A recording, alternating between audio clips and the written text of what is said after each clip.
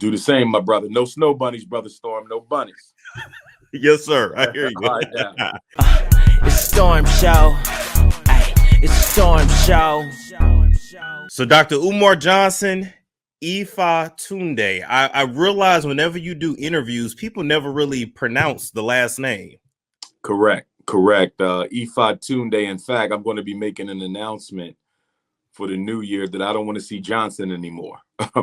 I want to see Ifa Tunde. In fact, I need to switch all my pages to that regard as well, because I plan to legally change my name to my African name, Ifa Tunde Oguntade. I'm going to keep the Umar. So it'll be Umar Ifa Tunde Oguntade. But legally, Oguntade will be the last name. Publicly, it'll just be Dr. Umar Ifa Tunde. I'm glad I brought that up. Then can you enlighten us on what Ifa Tunde means? Yes, sir. In fact, next Saturday, not this Saturday, but next Saturday, the 19th, when I host my Black Parent Boot Camp training here in Philly, that'll be the 11th anniversary of when I received the name. I went to the Oyotunji African Village in Sheldon, South Carolina, which is probably our most authentic traditional African spiritual community in the country. And I went there for the first time en route to a speaking event in Beaufort, South Carolina. And I got my first Yoruba divination. Wisdom and intellectual development. In contrast to other forms of divination in the region that employ spirit mediums, Ifa divination does not rely on a person having oracular powers, but rather on a system of signs that are interpreted by a diviner, the Ifa priest or Babalawo, literally the priest's father. Divination. And during that divination, Chief Olaitan, who is now an ancestor now, he's the chief of that village, or he was the chief of that village, he gave me a divination, and towards the end of the divination, he asked, what should his name be? And so he opened up a name book. And there is an instrument known as the Opwele. It's a divination chain in Yoruba culture. Okay. And so he asked, in asking, you're actually speaking to Orun Mila. Orun means heaven. Mila means messenger. Orun Mila is the divinity of destiny. Orun Mila is the only energy that God allowed to witness creation. And so whenever you get a spiritual reading, the priest, who is a priest of Orun Mila, calls up to this energy that represents the consciousness of God to open up your path so we can see your future and see if there's things you need to change or modify to ensure that you will fulfill your destiny. The word Ifa means destiny. That's the name of the system we follow. Gotcha. And we negotiate a destiny with God in heaven. And when we are born, through the trauma of coming through our mother in the birthing process, we lose knowledge of the destiny we selected before God in heaven. And your process on earth, your experience on earth, is to find your destiny and to fulfill it. So in any event, he cast the Opwele on a couple names, and Orunmila said, no, not that name, not that name, not that name. And then he cast Ifa Tunde, and he got a positive reading. And then he said, we need a last name. And he cast, and then Oguntade came. And the irony. Oh, Ogun, okay. Yes, Ogun is my divinity, the ruling Orisha. So again, in heaven, when we choose that destiny, we also choose, or we are assigned, an Orisha, a divinity that walks with you in this life. And for the rest of your life, when you for the rest of this incarnation. Okay. Because you've been here before and you will come back again, right? So in this incarnation, I chose Ogun to accompany me. That's part of that destiny package. And so, ironically, he didn't tell me this then, but later on, subsequent divinations by other priests, which we call Babalawo, father of secrets in Yoruba tradition, confirmed that one, I am to be a priest, that's the Ifa, and that I was a son of Ogun, that's the Oguntade. But when Chief Olaitan gave me that name, which was chosen not by him, but by Orunmila himself, the divinity of destiny, he did not clarify that, but it was clarified subsequently. So Ifa Tunde means destiny has returned.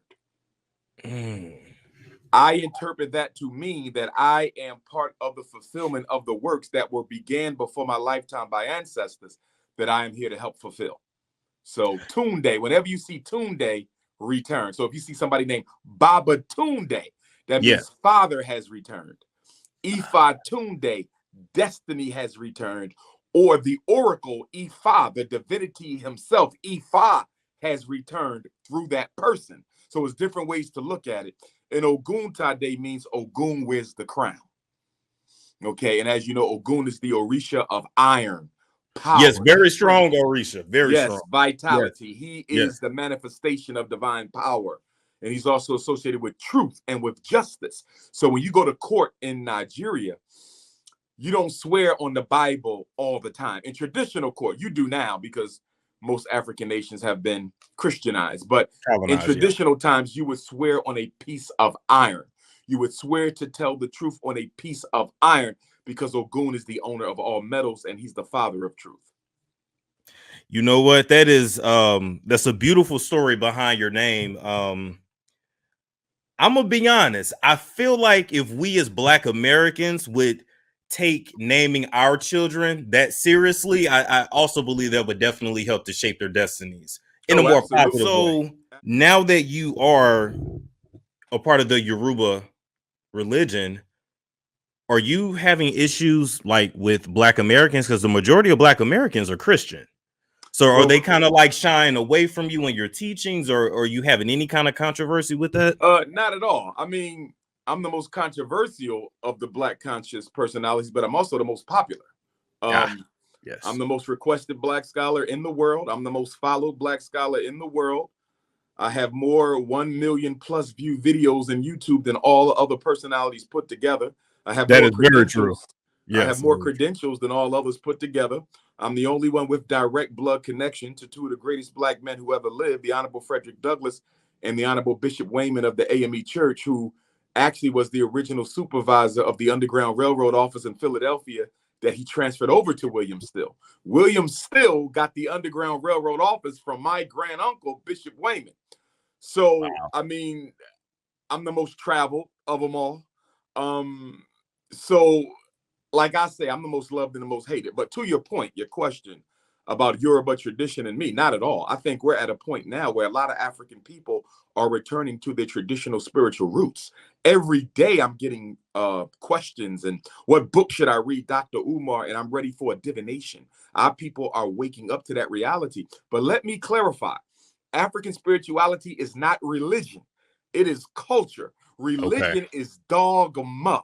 And three of the biggest differences between religion and spirituality, quickly speaking, is religion, especially from a Judeo-Christian Islamic narrative, is totally masculinized. There's no aspect of feminine divinity in the Judeo-Christian Islamic doctrine. It's all God, true. God, he, God, he. Yeah. African spirituality, that's not true. God created the masculine and the feminine. God is masculine and feminine. God is not a man or a woman, but God is the owner in the essence of masculine and feminine spirit and power. So in African culture, we can call God the mother. You understand? So our use of the he, she pronoun is based on that aspect of supreme consciousness that you're trying to access. So if you and I got to go out and go to war to defend our wives, we're going to call on God the Father because war is a masculine behavior. But if our wives are about to give birth to our babies, we're going to call on God the Mother because women birth children, not men. So the use of he, she is often dependent on which aspect of divine consciousness you're trying to tap into.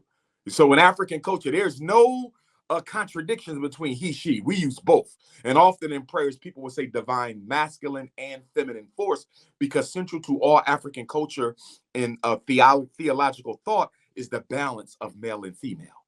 It's the balance. You got to be in balance. And that's what we're struggling with as a people now, though. The balance of masculine and feminine energy, it totally feels inverted.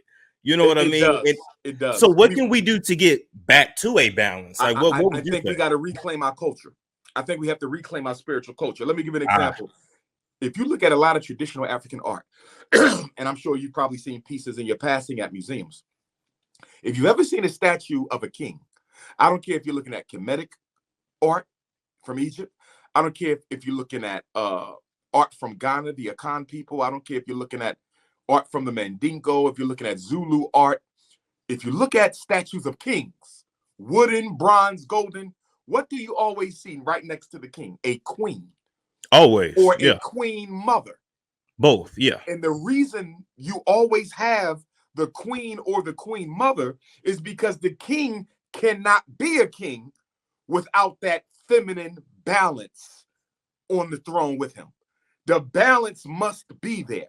And that's why the queen mother, in many traditions, the queen mother has the power to actually bring about the unseating of the king if he does not rule accurately.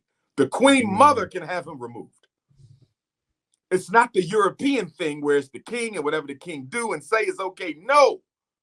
In African society, even the leaders must bow down to the culture and the principles that govern that society. So even though you are the leader, you're being led by the ethics that have been laid down by your ancestors for time immemorial.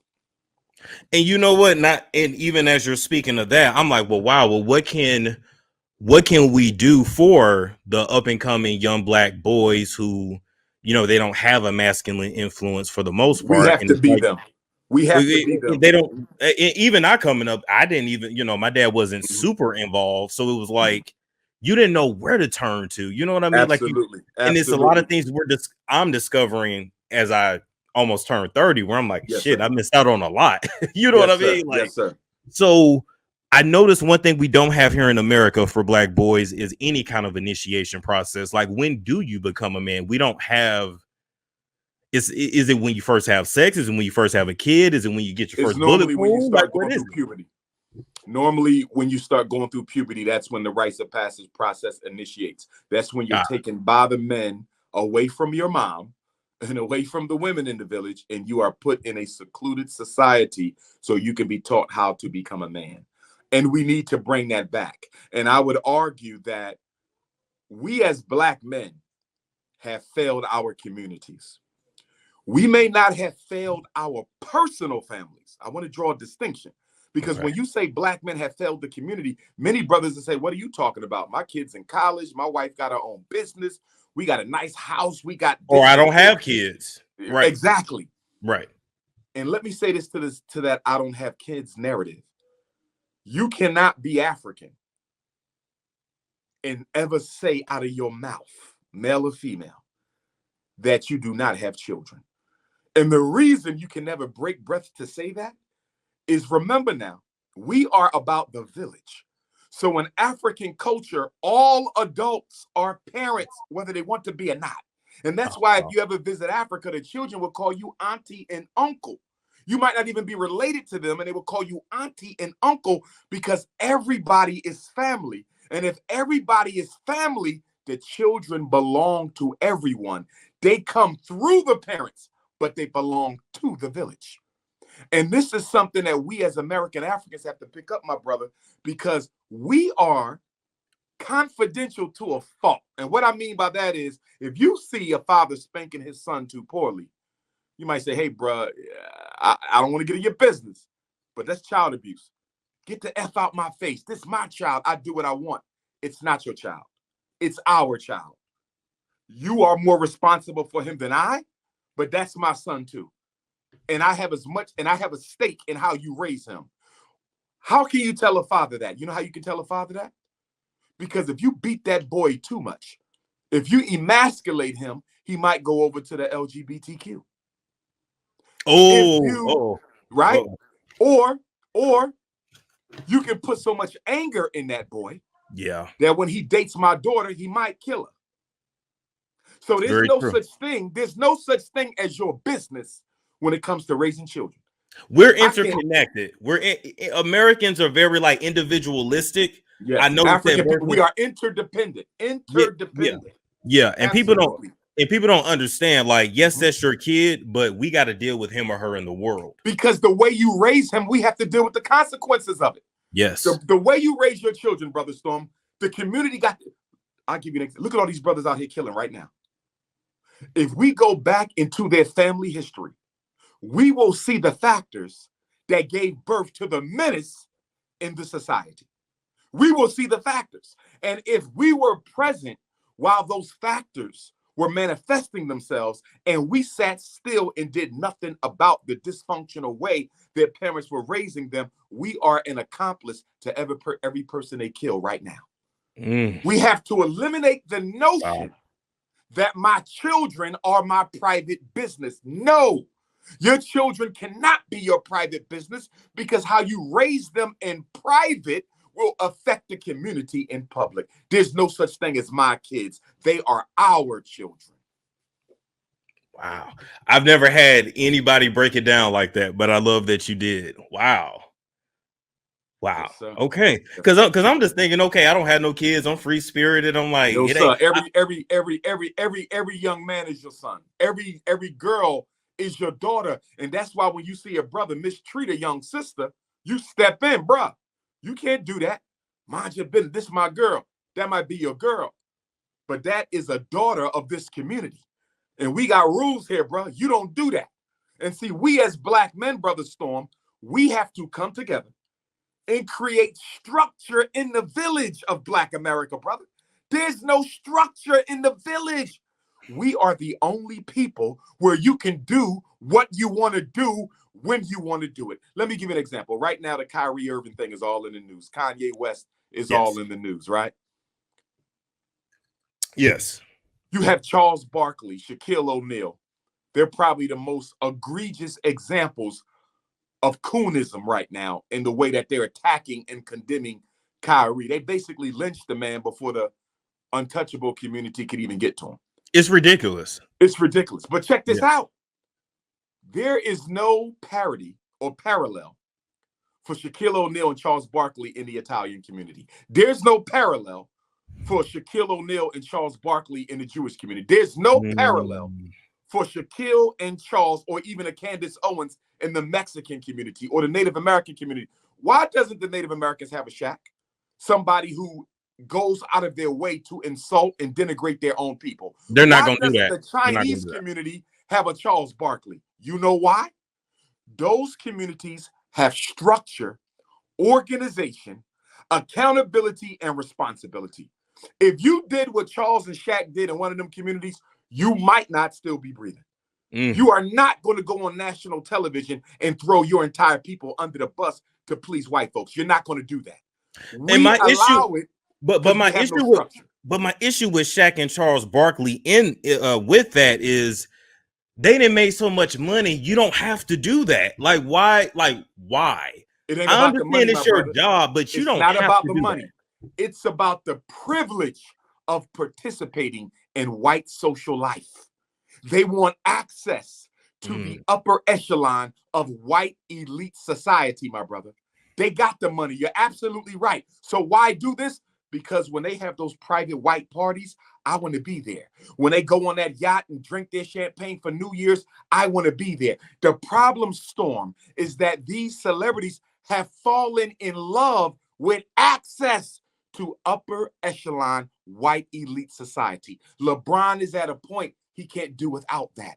Oprah is at a point she don't want to do without that. Charles and Shaq are at a point they can't do without that. It's not about losing their money. It's about losing access to white social life. Gotcha. Because I think LeBron he signed a lifetime deal with Nike, and I think he just signed his son for the same thing. So you're basically owned. So LeBron ain't got no choice but to stay in line. Absolutely. So then that means you're not a boss then. You're just a highly paid employee. You're a high-ranking employee. Yeah.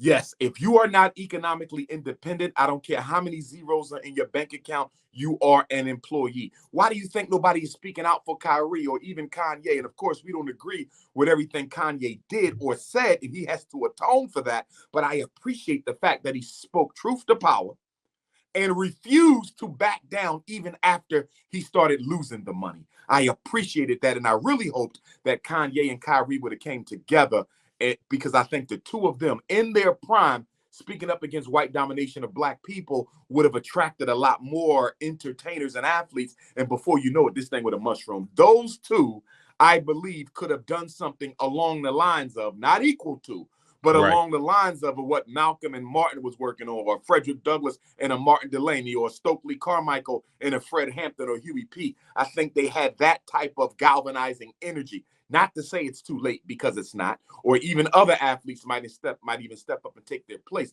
But the point I want to make, what we're witnessing right now, this cowardliness of Black athletes and celebrities, all this money, but no political courage, is due to the fact that they are owned by white folks. They own them. Point blank. Because I was sitting back the other day and I said, wow, when I look at Kanye, when I look at Nick Cannon's another one too. And ever since he had his situation, that brother still ain't looked right. I don't know what they did to him, but he ain't looked like, in the eyes, he ain't looked right since.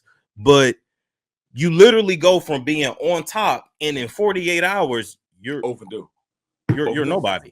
Because as the most honorable Marcus Messiah Garvey said, unless your bread and butter is earned exclusively from your own hands, don't ever call yourself free. Garvey said, without a firm economic foundation, we cannot be free. And this is why I always say, my brother, is you cannot call yourself a leader if you work for another race. You cannot be a leader of Black people if you work for another race. Why? Because when your bread and butter, your family livelihood is dependent upon you submitting yourself to the white power structure, how can you be a leader of Black people? Because to lead us, you got to upset everybody. To lead us, you're going to piss off everybody. So there's no such thing as I'm working this job, but I'm leading Black people after work. No, you're not, brother. Only one or two things going to happen. They're either going to take your life or you're going to end up selling out. You understand? It's one of the, either you're selling out or you're going to lose. Your family going to be homeless because you can't serve two masters. You have to be economically independent. People ask me all the time, Dr. Umar, how you able to say what you say? Because I work for myself. I don't work for white folks.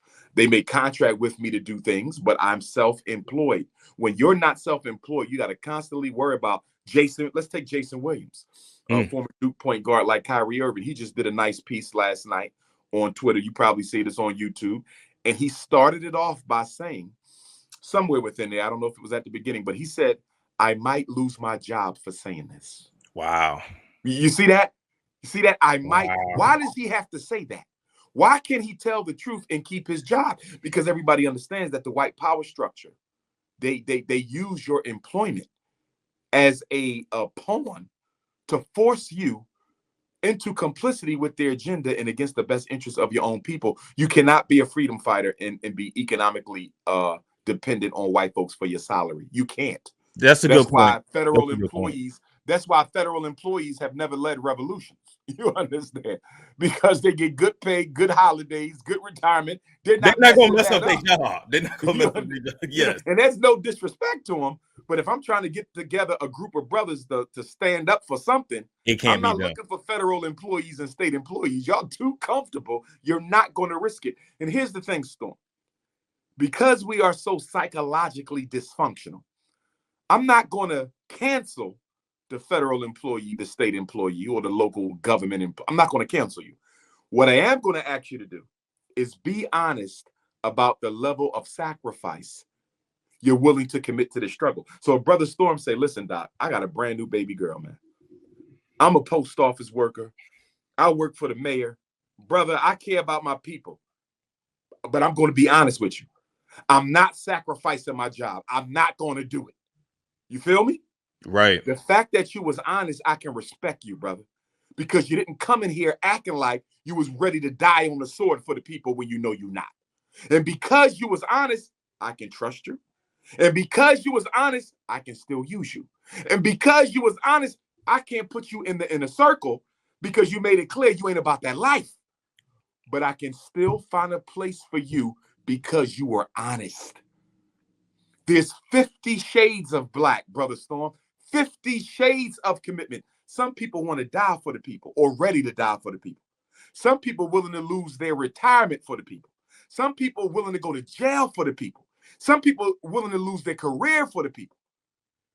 As long as we know what where you are, we can still use you. We can use everybody if we know where you are. If you say, I want to help, but I'm not willing to lose nothing, no problem. You're not privy to none of the planning at all because you made it clear.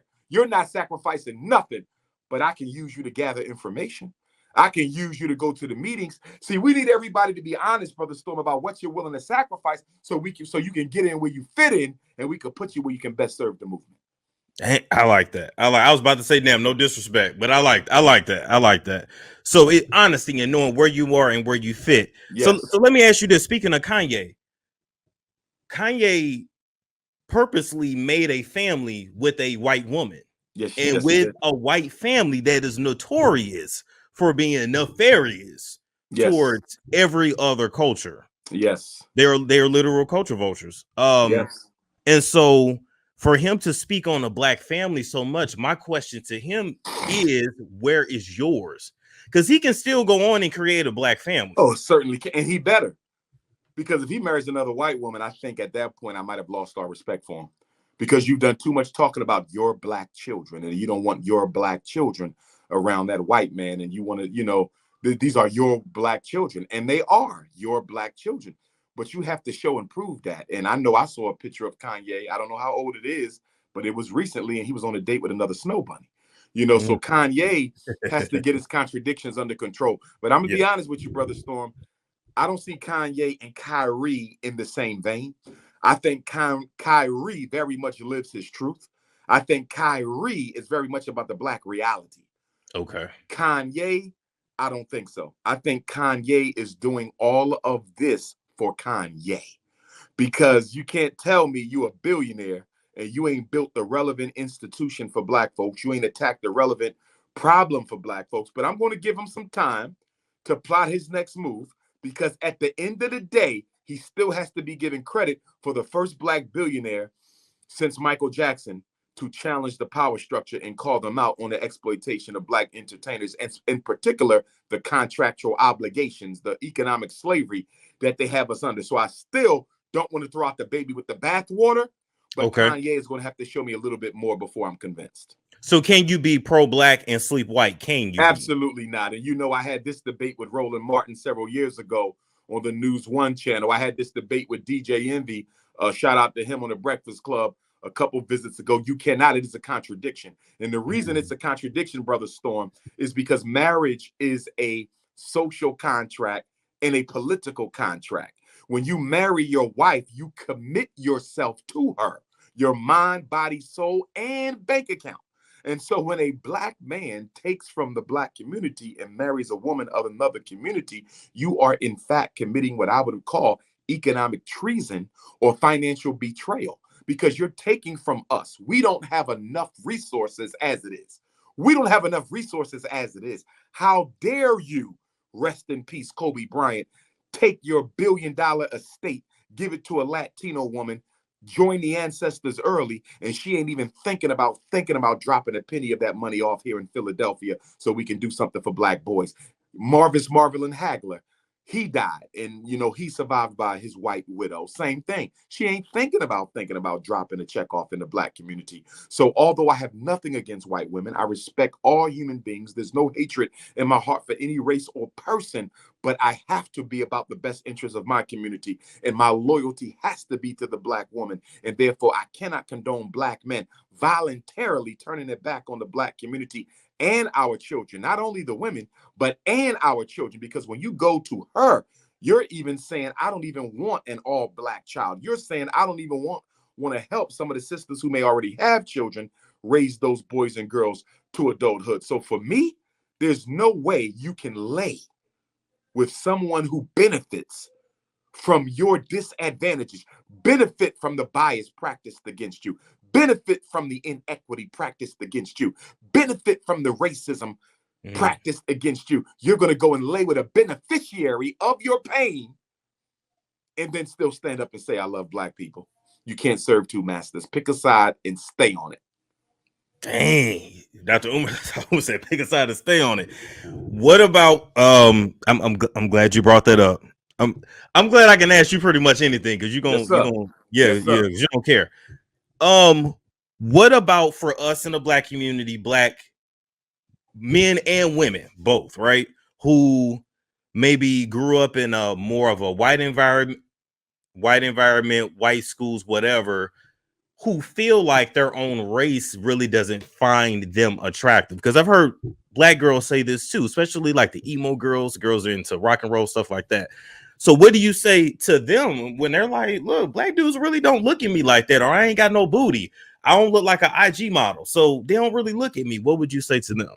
I would say keep looking until you find one. Because one thing we know, one thing for sure, two things for certain, part of our destiny on this planet for most of us is to get married. In African culture, you're not even a man until you're married. You're not even a woman until you're married. Part of you fulfilling your God-given obligations to your particular gender is to get married to the opposite gender. You understand? So if you can't find what you're looking for in one city, go to another. If you can't find what you're looking for in one state, go to another. If you can't find what you're looking for in one country, go to another. If you can't find what you're looking for in North America, go to the Caribbean, go to Africa, go to the Africans living in Europe or Asia or Australia or the South Pacific. We're the largest racial family in the world. 2 billion. It's more of us than the Chinese. It's more of us than the East Indians. We're 2 billion. Self-hating, disorganized. Many of us disidentify from race because of low self-esteem, but it's 2 billion of us. So if I can't find the woman I want in Philly or Pennsylvania or the East Coast or America, there's too many black women are the most numerous human population on the earth. Let's be clear. Black women are the most numerous human population on the earth. So there's no such thing of a black man who says I can't find what I want, nor should there be any such thing as a black woman who says she can't find what she wants. We are all over the planet. You can't go anywhere without seeing us. You know, it's an excuse. You marry white because you wish you were white yourself. Ooh, wow. And the crazy thing is, even when I watch, like, because you know dating shows are so popular now, and it's so many women that are single, and you be like, damn, where the dudes at? Like, where the black men at? I didn't realize it was such a shortage out here. So it's very much of a shortage. But let me clarify though what you said. Sisters have to also be about the mindset of settling down before it's too late. When we see single women, we often say, okay, the brothers ain't stepping up. That is true more often than not.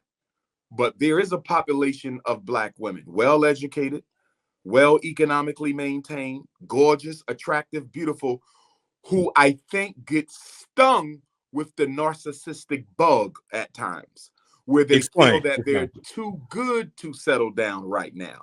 I'm loving all this energy I'm getting from all these different men. I'm intoxicated with the attention I get from men. And what happens is they waste their 20s enjoying all this different masculine energy they get. They waste their 30s dating and exploring all this different masculine energy they get. They get to their mid to late 40s and then the bell goes off and says, whoa, I'm just about out of childbearing age. I haven't settled down or even thought about it. Not that it's too late, because black don't crack. You be 50 looking like you 35, but many brothers who are looking for something serious, when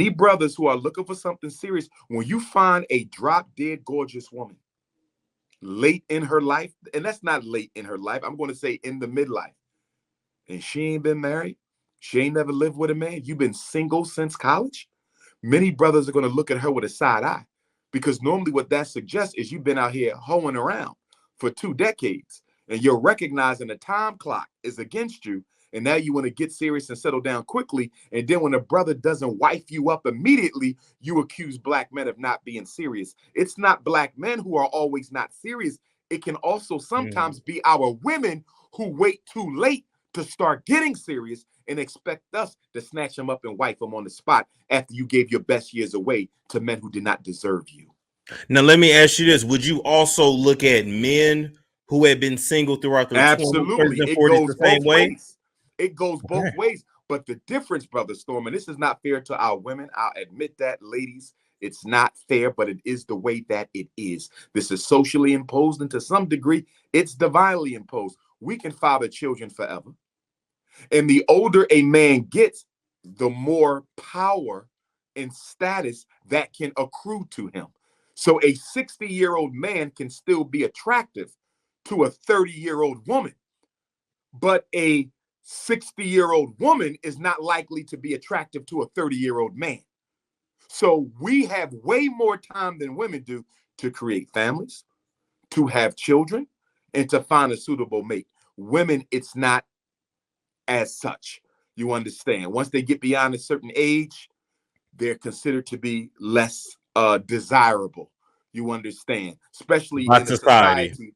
Especially in a society like America that values youth so much to the exclusion of elderhood, which is a total contradiction from African culture, because we value every stage of life, but elders are treated almost like gods in our culture, because elders are the repository of wisdom and experience, and they're also knocking on the door of rejoining the other ancestors in heaven. So we put our elders on a pedestal, whereas in America, once you get old, they throw you in a home somewhere and leave you there until you die, then have a funeral. So the way that American society treats elderhood and the way African people treat elderhood are like night and day. It bothers me that women will turn 50 and start calling themselves old and undesirable. Or men will say, I'm almost at the end. I'm like, wow, brother, in Africa, you are a youth. In Africa, 60 is young. We regularly have elders in Africa who live beyond 100 years old. Not everybody lives to be 100. But when you visit Africa, brother, you're going to meet people who grandmom is 110, still walking, cleaning, dancing, and everything. Oh no, I'm going to Uganda next year. I can't. Yes, I got a feeling. I got a feeling I'm not going to want to come back. I'm gonna stay here. You ain't going to want to come back. I can tell you that right now. Not only are you not going to want to come back, if you do come back, you might end up not staying back too long. There's people I know who have relocated to Africa, brother, who, if you would have asked me beforehand, I would have told you no way they go to Africa. Not that bourgeois, not that Eurocentric person. And they still over there, brother, owning businesses and doing well. Your money goes so much further on the continent. For example, a lot of African elders retire from America, Brother Storm, and they go to Africa and live out their retirement. Because even though your pension might not be so great in the States, when you transfer your American dollar over to African currency, unfortunately, you live like a king. You live like a king, brother. You live like a king.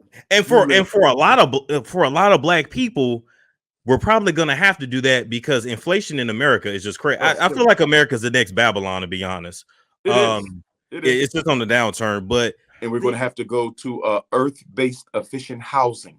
This situation is probably going to force us to create an organic type of a Black Wall Street. And when I say an organic type of a Black Wall Street, I'm not talking about the modern hospital, the modern supermarket, the modern school, the modern bank, the modern distribution and manufacturing center, but an organic Black Wall Street, which means we may have to make the houses from the clay. We may have to grow our own food and eat it ourselves. You understand, where we subsist off the earth the way that our ancestors did prior to the European slave trade. We're going to have to start thinking out of the box and coming up with some community-based solutions. We're the only people, Brother Storm, who do not come up with community-based solutions. Because we don't like each other. We don't like each other. And along with the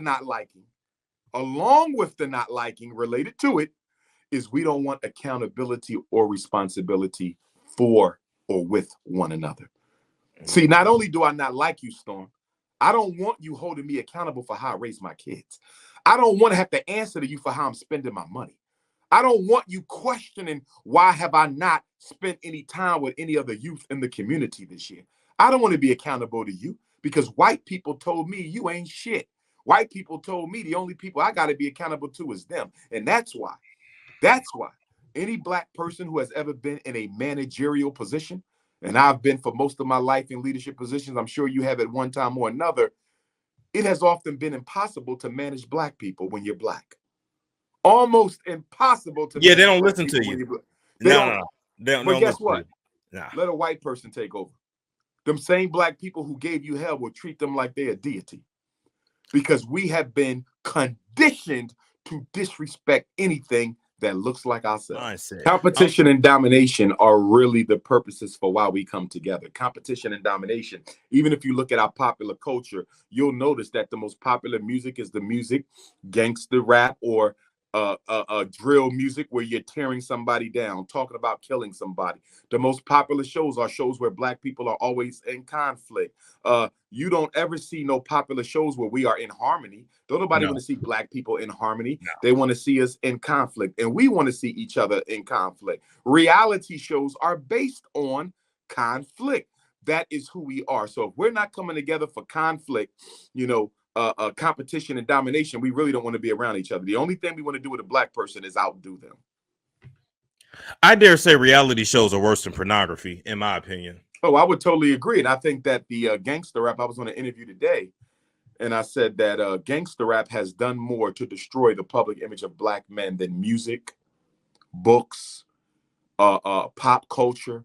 You could put all that together, and you will still not get the impact on the destruction of the black male image in this country that you get from gangster rappers. And the same thing holds true for black women in reality TV shows. I think the black woman has done more to destroy her public image in the past 10 years than almost anything else you can point to. The white media doesn't even compare to reality shows when it comes to the destruction of the black woman's image, nor does it compare to gangster rap when it comes to the destruction of the black male's image. And I also say this, if black men were who we needed to be, I'm not sure gangster rap ever evolves out from hip hop.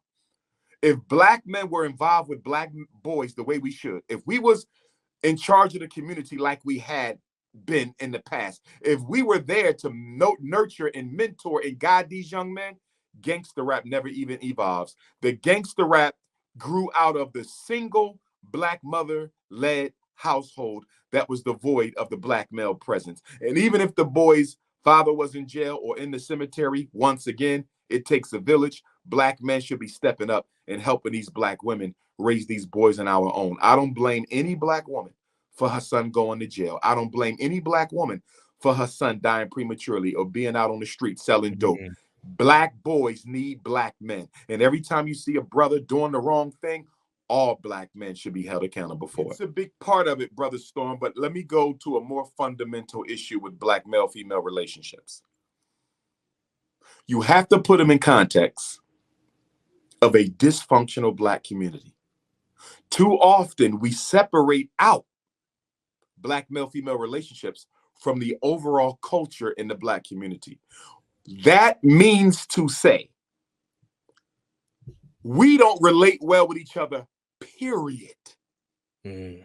Church to church, brother to brother, sister to sister, mother to child, father to son, black business to black business, politician to politician, which begs the question, why are we expecting relationships to succeed when every other relationship in our community fails also?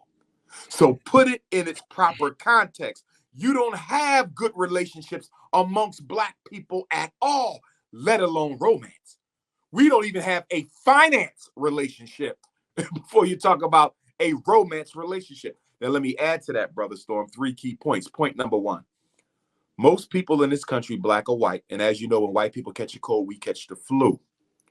When white people catch the cold, we catch the flu. Most people in American society do not enter into relationships to help other people grow. Okay, most of us do not enter into somebody's life to help them fulfill their purpose. You enter into their life because you need them to help you fulfill yours. Too often, relationships are built on selfishness. And the minute you add something to this equation that disrupts my ability to exploit you, i.e., I now have to be accountable to you because you need me for something and I didn't sign up for that, I get out of this. What about the brother who tell the sister, I don't want no kids? But he didn't tell her that till after she got pregnant. What do you mean you don't want no kids? We're married and living together, and now you're going to tell me we don't want no kids? Why didn't she know that up front? Because he deceived her on purpose. I want you for the way you look. I want you for what you can do for me. I am not here to help you raise a child. Selfishness, my brother. And let me go to second point. Second point is many of us are traumatized emotionally from past relationship hurts. Many of us suffer from post-traumatic relationship disorder. That's a term I coined. And we don't give ourselves enough time to heal from that, my brother, before we go into the next relationship. So that's another issue. Give yourself time to heal and stop jumping from bed to bed, man to man, woman to woman. And the reason we like jumping around like that, i.e. serial monogamy, the reason there's so much serial monogamy in the black community is nobody wants to go through the pain that it takes in private in order for you to progress through your past problems. We would much rather dump our emotional laundry off on somebody else's front step and give them the responsibility for doing something that nobody can do for you but you, and that is make you happy. And the third issue we got, Brother Storm, is so many of us are still suffering from unmet needs from childhood. When you were born, your mother and father, just like mine, needed to give you 4 essential things: love and intimacy, Okay. trust, availability, and reciprocity. Love, trust, availability, and reciprocity. If your mother didn't love on you the right way, Brother Storm, you might become a hopeless romantic. You might be one of them brothers who fall in love with every woman you meet. Why? Because you're looking for that love you never got from your mother. And although you needed it from both parents, your opposite sex parents is most critical, because your first romance, Brother Storm, your first love affair is with your mother, not sexual, psychologically speaking. A boy must have had a love affair with his mother that was deep and fulfilling for him to fully trust and love another woman. Same thing with our girls. If she didn't have a love affair with her father, it's going to be hard for her to have one with you. You see. And so that's intimacy. Now you go to trust. Could you trust your mother? If she said she was showing up, she was there. If daddy said he was coming to the basketball game, he was there. If your parents could not be trusted, it's going to be hard for you to trust other people. And then we go to reciprocity. When you told your mother you loved her, did she say it back? When you gave your father a gift for his birthday, did he give one back to you on your birthday? Did you experience reciprocity in your childhood? Because if you didn't, Brother Storm, you're either going to be stingy as hell in your romantic relationships, or you're going to be a sucker and try to buy love from people because you never had people reciprocate to you. And then the last of the 4 essential needs is availability. Was your dad available in your life? Was he there? Did you see him on a regular basis? Did he invest in you? Did your mom invest in you? If they did, Brother Storm, if your wife say, hey, babe, I'm going away for a week on a business trip, no problem. Let's talk on the phone. Let's FaceTime every night. I know you got to do this for your business. I support you. I'm not tripping. I'm not scared. I'm not going to assume you're going to be out there sleeping with another man. I'm good. I don't need you in my face all the time because my parents was available for me. I got enough attention as a child. But if I didn't get enough attention as a child, Storm, guess what? I never want to be without my woman. Men are also guilty of this. And this is where you run into situations where the woman says, I thought I signed up to be his wife, not his mother. This is where the man says, I thought I signed up to be her husband, not her father. Yeah. And the big reason why a lot of people call it quits on relationships sometimes, Brother Storm, is like, take me. I'm a therapist. I'm trained in this. All I've ever wanted to be was a psychologist. I've studied the mind since I was 17 years old. But guess what, Storm? As much as I love psychology, brother, I am not trying to be my wife's therapist. No, that wouldn't work. Do you understand me? I'm not trying to be, because here's how I see it, brother. I'm at the forefront of fighting for my people. When I come home from dealing with my people, when I come home from the Frederick Douglass Marcus Garvey Academy, yes, I will be there to support my wife. But if I got to come home and do therapy on her, if I got to help her bandage her psychological and emotional scars from childhood, she's going to drain me, brother. So I'm getting drained in the community. I'm getting drained at home. Where do I go to get replenished? And you wouldn't have it wouldn't work. It wouldn't work. Exactly. And this is why, Brother Storm, if you look at a lot of leaders, activists, and revolutionaries across race, but of course we're looking at our own, their spouses were almost always, in most cases, stay-at-home wives. You know why? Because in order for them to be an effective spouse for him, they had to be at home, keeping that home what it needed to be. So when he came home, he could refresh and replenish. And that's why when you do the work of the people, women have to be, see, women are drawn to the orator. They're drawn to the charismatic. They're drawn to, but guess what? Do you have the type of personality that can hold him down? Because if you just want to be his woman for attention, you just want to be his woman for status and fame, you're going to bleed that brother dry, or that brother going to bleed that sister dry. We have to be able to renew each other. And in a healthy relationship is where the man renews the woman and a woman renews the man.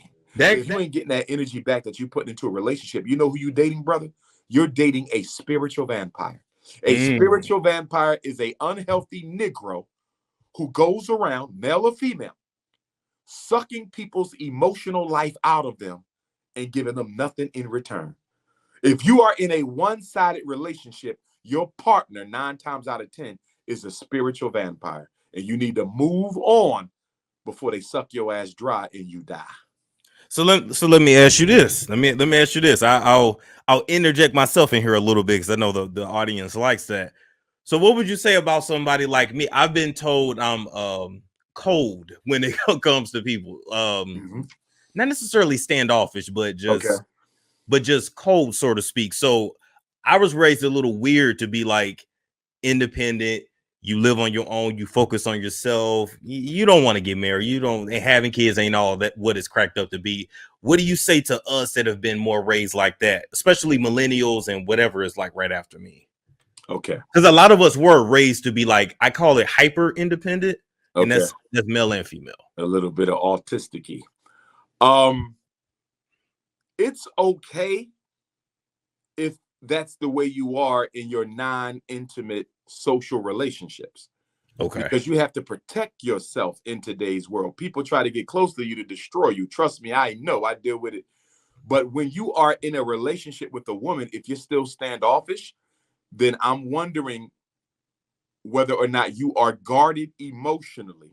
And if you are, in fact, guarded emotionally, and a lot of Black men are, the next question becomes, guarded for what? So if you are guarded in a relationship with a woman for whom you have no reason to be guarded, once again, we're dealing with a childhood unmet psychological need or a childhood trauma that you need to work through with a trained professional. Got it. Okay. But they're gonna take that clip out there because sometimes the relationship problem is not the relationship problem. It's your personal problem spilling into the relationship. Gotcha. Because a lot of times I struggle with it too. Like, I'm just like, I don't feel anything. And it's not like good or bad towards a person. It's just like, I can take or leave you. Like, whatever. You know, I don't really feel like that. So, and I'm not a sociopath. I know that. So it's something that can be worked through. So, okay. All right. I wanted your opinion on that. Because from the women's standpoint, and of course I do life coaching with women all the time, men too, but women, one of the toughest things for a woman to tolerate is a man who won't let her love him. A Black woman can tolerate cheating more than she can tolerate a man who will not make himself emotionally available to her. And a lot of Black men have lost good women because we don't make ourselves emotionally available to them. Women are nurturers.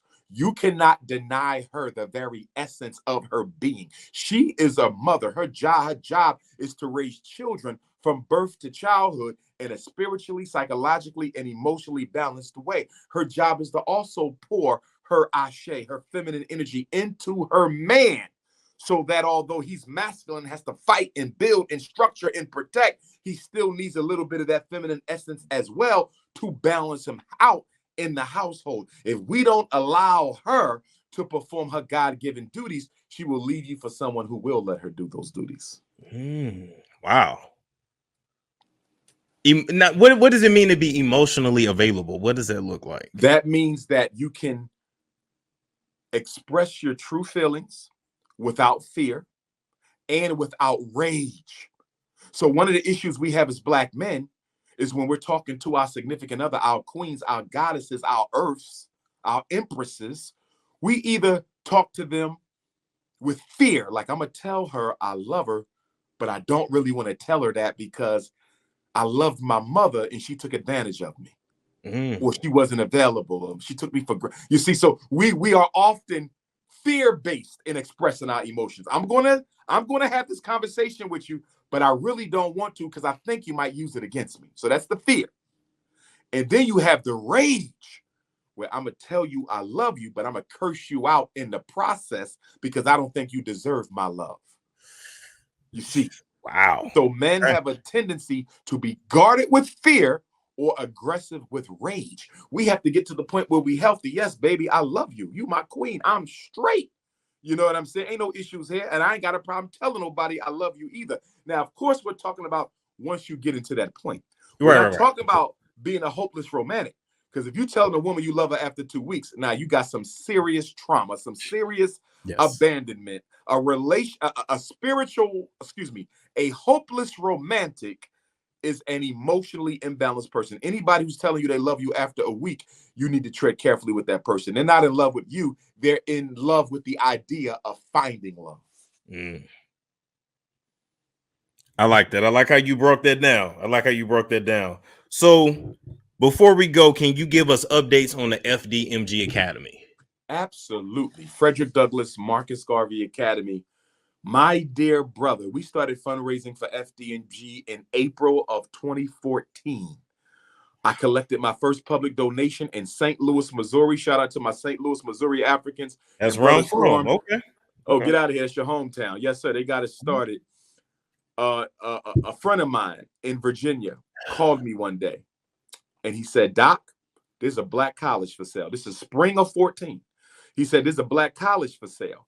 I said, for real? He said, yeah, St. Paul's College, Lawrenceville, Virginia. They only want $2 million. $2 million, Brother Storm, for a 118-acre HBCU. Dorms, cafeteria, gym, everything, brother. I went down there. I fell in love with that school. And the auction company that was selling it, they said, if you can get us $500,000 and a promise to pay, we might can get you this. So Storm, I went crazy. We started collecting donations. I set up the PayPal to GoFundMe, blah, blah, blah, blah, blah. And brother, I couldn't even get into the fundraising campaign 30 days before the detractors started sabotaging my efforts, brother. They wrote the GoFundMe. They had the GoFundMe shut down. They had the PayPal suspended. They called the auction company at St. Paul's College in Virginia, told them I was a fraud and a scam artist and not to talk to me. And I hated white people and I hated cops and I hated gays. Brother, as soon as I started raising money, the detractors started trying to sabotage. So I'm going to say by 2017, approximately, Brother Storm, we didn't get the money up and they sold the school. They sold it to the Chinese. The HBCU St. Paul's is now owned by Chinese. And I'm embarrassed for my ancestors because not just because I didn't get the school and I should have, only 2 million, but because we allowed another race to come and steal our stuff that was built by ancestors straight out of slavery, brother. Chinese got that now. Chinese would have never let black people buy historically Chinese college. I can promise you that. So anyway, Brother Storm, once they sold the college, we started looking for a regular day school. I started flying all over the country. I thought the school would be in Detroit, but the Archdiocese refused to sell to me. I thought the school would be in Mount Vernon, New York, but the Archdiocese refused to sell to me. I thought the school would be in Trenton, New Jersey, but the Archdiocese refused to sell to me. You probably say, well, why you kept going after Catholic schools, Doc? What about the public schools? The problem with the public schools, Brother Storm, particularly in places like Chicago and Detroit, they would never show me the schools that were in good shape. They only showed me the worst schools available, brother. In Detroit, they showed me schools with no roof, schools where it was flooding in the basement, come up to your knees. They showed me schools with no back, like it was blown off in World War II, brother. So, wow. Finally, in 2017, I'll never forget this, brother. And I'm giving you this because this is the backstory. 2017, I'm about to go to Nat Turner Land, where I will be Friday, God willing. If you can remember, August the 21st, 2017, which is the anniversary of the Nat Turner Memorial, and also the anniversary of the Haitian Revolution, and my birthday, there was a great North American eclipse. That big eclipse that we hadn't seen since 1776 is called the Great North American Eclipse, August 21st, 2017. So anyway, I'm on my way down, and I'm on LoopNet, and I see this campus in Wilmington, Delaware. It looked pretty modern. So I drive by it. I say, this place is nice. I want to get inside. I wonder what these schools look like on the inside.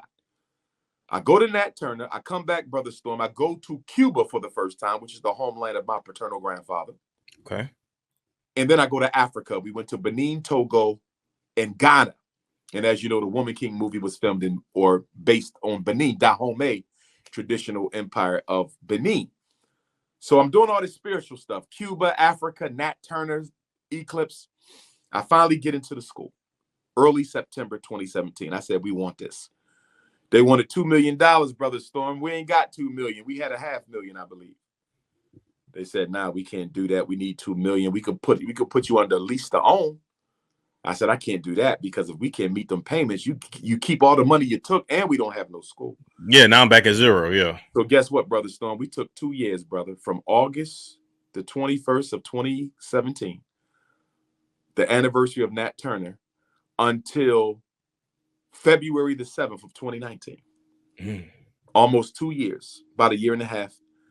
They finally said, we're going to sell this school to you for the money you got. We talked them down, brother, more than 75% from $2 million. So, or a little less than 75%. So, Brother Storm, we got the building. I'm hyped. I'm happy. We got 2 schools, brother, 2 modern schools, just charter schools, just closed 5-6 years ago. $13 million campus built from the ground in 2010. And I throw that out there because, as you know, one of the narratives on YouTube, not that I care, is that he bought some abandoned buildings. Brother There's so many narratives out there. It's so many Brother narratives. Storm, Yeah. $13 million campus erected in 2010, and we get it in 2019. Does that sound like a bad deal to you? And you got it for less than 50% of the asking price? A $13 million built from the ground modern campus. So anyway, Brother Storm, you say, Dr. Umar, you got to school in February the 7th, 2019. It's almost February the 7th, 2022. Why y'all not up and running yet? And I'm going to tell you why, brother. It ain't the donors. It ain't the money. It's black contractors. We were robbed. We were scammed. We were abandoned. And we were done dirty by black contractor after black contractor after black contractor. Why, Brother Storm? Because I wanted to keep the donors' money in the black community. I didn't want to give y'all donations to another people. I wanted my people to help us get this school ready. So they took the money and just never renovated or just ran Never off? finished their work. Most of them never finished their work. Got started, never finished their work. Now I know you don't give contractors too much money up front, not black ones, because they may never finish your work. Wow. So let me fast forward to the festival we just had, the second annual festival, September the 10th of 2022, which was a full moon or a new moon in Libra, I believe. Why is that significant? Remember I told you we're all born with an Orisha, a divinity that walks with us in this life? Yes. Institutions also have guardian Orishas. I had a divination done on the school years ago when we first bought it. And it was confirmed that Oshun, the divinity of abundance and love, is the ruling guardian Orisha of our campus, which makes sense because her colors are gold and honey, and that's the colors of the campus. And her element is the water of rivers and lakes. And Wilmington, Delaware is situated between 2 rivers. So I wasn't shocked to find that out, that we had a female deity for a boy campus. Balance. So anyway, we had that full moon on the day of the festival, Brother Storm. And I said to myself, what's the likelihood we get a full moon from Goddess Oshun on the day of the fest? The day before the fest, our HVAC got put in place. That was a good omen, brother. The first time in 3 years, the HVAC finally gets put up. Let me tell you a story when I talk about these black contractors. And I know all black contractors are not bad. I know there's good ones. I just ain't found them. But hear me. I waited for 3 years for black men promising me, Brother Storm. Promising me. They never got that HVAC up. I met the white man, Storm, 7 days later, the HVAC was up. Did you hear what I just said? I'm going to say it one more time. I waited 3 years for black HVAC techs to put my HVAC up on the school and the gym. 3 years, Storm. 3 years. I met the white man. He had it up 7 days later. Wow. Let me go a little bit further. We have a white electrician. We have white plumbers. We have white HVAC techs. We have made more progress on the school from September 10th to November the 10th. Hear me, brother. Today is the 9th, I believe. Tomorrow's the 10th. Yes, sir. We've made more progress from the festival, September 10th, until tomorrow, November the 10th, Storm. 60 days. We made more progress in 60 days than the previous 3 years combined. What's the difference? For the past 60 days, we've been working with white folks. Previous 3 years, I tried to depend on my own people. So where are we now? Let me ask you a question. Right now, my brother, we have all 3 trades in motion. Electricity is being repaired. HVAC is being repaired. Plumbing is being repaired. I don't like giving out timelines because you know I haven't been good keeping them because I'm only as good as my best contractor, right? Yes, But sir. I sit here today and I tell you, good brother, that we may very well have renovated the Marcus Garvey Elementary School and the John Jacques Dessalines and Nat Turner Gymnasium by New Year's Day of 2023.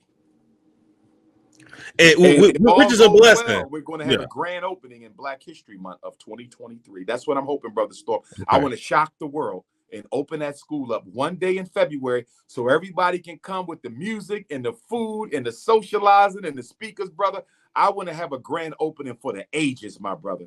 So that's where we at. We are about 80% done. And what's sad about it, Storm, we went from 20% to 80% in 60 days. The only sad thing about it is I had to go with white folks because my people refused to do right by us. You had to do what you had to do. And if you're open to it, I would love to come to the opening. Sure. Make sure you're a donor. Make sure you donate to the school because I got you. The way the grand opening is, as you know, every building has an occupancy, right? And so once the fire department gives us our occupancy, I'm hoping it'll probably be about 500. I'm hoping we won't be able to go beyond that number. But as you know, I have a lot of supporters. I'm global. So people are going to fly in for this. And it'll be a donors only grand opening because we won't be able to accommodate people who did not donate to the school. So with that being said, I want to tell your entire listening audience, please donate before it's too late. Get on your Cash App, $FDMG School. Again, that's your Cash App, $FDMG School. Get on your PayPal, and that's FDMG Academy. So Cash App is FDMG School. PayPal is FDMG Academy. My website has all the information, drumarjohnson.com. You can also mail in your donation. P.O. Box 9634, Wilmington, Delaware, 19809. You can bring me a donation to any speaking event. And of course, what was I going to say? In addition to that, you could text message me for the donation information. My cell number, it's public. I've had the same number for 17 years. It's been public for 17 years. 215-989-9858. 215-989-9858. Brother Storm, we will be the largest independent Black school campus in the country currently operating. We will be the only Black school system with 2 real school buildings, 2 of them, right across the street. And we will be the first school in American history to be purchased, renovated, and operated with donations from African people from every single continent on planet Earth. It's never been done before. We will be the first. I'm excited to see that. I'm excited. Brother, we are on the victory lap right now. And I'm just trying to, this is why I go to Nat Turner Land. This is why I go to Africa. This is why I pray. This is why I talk to my ancestors, brother, because I recognize that this war is political and spiritual. And I got to keep my balance. True. I got a tendency to lean on that political, sometimes a little bit too much. I got to bring it back. And I think one of the weaknesses of our great ancestor leaders, Brother Storm, is I think sometimes they were spiritual to the exclusion of the political, or they were political to the exclusion of the spiritual. You need both. The political and the spiritual must be in perfect harmony. And I try to strive for that. I love that. Now, it's going to be an elementary in high school or elementary in junior high? Ultimately, it's going to be K-12, but we're going to start with 2nd, 3rd, and 4th grade. Okay. And then every year we're going to add a grade below and a grade above. So the 2nd year we will be 1st through 5th. 3rd year we will be K through 6. 4th year we will be pre-K through 7. The following year, we will be daycare through 8th and then the high school. Gotcha. Okay. And will you be getting like government funding, or is it going to be Absolutely tuition? not, my brother. No. What makes us so unique is we are not charter school. We are not public school. We are not private school. We are independent school. This school was built 100% with black pennies, my brother. No bank loans, no government handouts, no corporate giveaways. This is an all black everything institution. Wow. No other school can say that. There's no other school. You can do what you want to do and teach what you want to teach. I got you. Bingo. Independence of curriculum, my brother. Yes. If I want to teach them how to shoot guns, I teach them how to shoot guns. If I want to take them to go see from Hebrews to Negroes, I can take them to go see from Hebrews to Negroes, because we are independent. And I'm disappointed, Brother Storm, that we as a people aren't doing more to build more schools for our children. We look at the dropout rate. We look at the reading disability rate. We look at the special ed numbers. We see the ADHD referrals. We see the Ritalin prescriptions and the Adderall prescriptions and the Cyclip prescriptions and the Concerta prescriptions. We see the school to prison pipeline right before our eyes, and we will not use some of that disposable income out of our $2 trillion in buying power and use it for our kids. Brother Storm, in about 3 weeks, we're going to have Black Friday. Half the Negroes you know are going to be out trying to buy everything they see and stick it under a Christmas tree. And 2 weeks after Black Friday, they won't even be using half the stuff they didn't bought. Why are we constantly hemorrhaging billions of dollars into the American economy in the name of a white Christ when we don't even have no institutions of our own, my brother? You can take the slave out of slavery, but until the slave takes slavery out of himself, he will never be free. That is true. That is true. People finna go run up them credit cards and be sick the first of the year when they get them bills. They finna be sick. Because we like to buy equality. Dr. Amos Wilson, the greatest black psychologist of all time, as far as I'm concerned, he was a fellow Garveyite psychologist like myself. He said black people have been manipulated into thinking that they can buy themselves into equality with white people. No, you can't. See, Storm, you can't. You won't earn what the white man earns. You will never be treated the way the white man is treated. And in order for you to compensate for that, you know what you're going to do? You're going to say the white man got a Mercedes, I'm going to go get one. The white man got a $250,000 house in a suburb, I'm going to go get one. The white man got a white woman, I'm going to go get one. And so what we do, as you've heard me say before, when people don't experience true freedom and equality, they like to surround themselves with the symbols of freedom and equality. And in so doing, try to practice a self-hypnosis that makes them feel like they're equal with their oppressor because they own the same things that the oppressor owns. And that's why we are so in love with shopping, Brother Storm, because shopping makes us feel like Americans. Truth. And the crazy thing is we'll spend our money on stuff that we do not need, but then when it comes to like essential things, be like, I don't want to put money in that. I don't want to do that. But it's like, but you got a new iPhone every year. Yeah. Oh, there was a buying report that came out on black people last year. And they said black people are unique amongst American shoppers because we're the only people who buy, not because we need it, but we buy because it makes us feel better and it makes us look better. We don't shop for necessity. We shop for appearances. That is Shopping is a form of oppression therapy for Negroes. Oppression therapy. I'm oppressed and I want to feel better. Let me go buy some shit that white people like to use. And still gonna be treated like a nigga, even if you got treated like that. What you should be doing is using that money for your liberation, which, by the way, Brother Storm, is the biggest reason why we haven't made more progress since the death of Dr. King. Black people will not use their money as a weapon for their liberation. We won't weaponize our income. We refuse to weaponize our disposable dollars. We're the only people in the country who will not weaponize their money to further their political interests. Yesterday, we voted. Everybody voted. Guess what, Brother Storm? The same white power structure that was in charge the day before you voted is in charge the day after you voted. Oh, that's Nothing very has true. changed because black people voted. True. Okay. And nothing's going to change because black people voted. But the reason voting is so important to black people has nothing to do with our ancestors fighting for the vote, because our ancestors also fought for independent communities and we're not building none. So don't blame the ancestors. The reason black people love to vote so much, Brother Storm, is because we're not interested in doing anything else to change our situation.